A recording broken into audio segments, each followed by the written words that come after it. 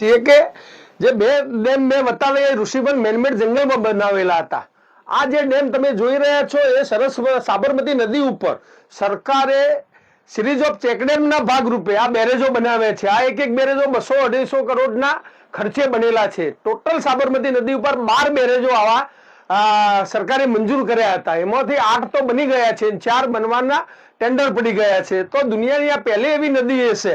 અને સાચું જળ દિવસ આજે ઉજવવો હોય ને દુનિયાએ કંઈક શીખવું હોય તો આ એક નદી અને ખાસ ગુજરાત સરકાર પાસેથી શીખવાની જરૂર છે કે 60% નદીને વરસાદનું પાણી જે દરિયામાં જતું હતું એ આવા મોટા બેરેજો બનાવીને સરકારે રોકી પાડ્યું છે. અને ઉત્તર ગુજરાતના આજુબાજુના જે ગામડાઓમાં પાણીનો લેવલ જે નીચે જતા રહ્યા હતા, ફ્લોરાઇડના જે તકલીફો હતી એમાંથી સરકારે અમને મુક્તિ આપી છે. અમે સરકારને ખૂબ ખૂબ અભિનંદન આપીએ છીએ.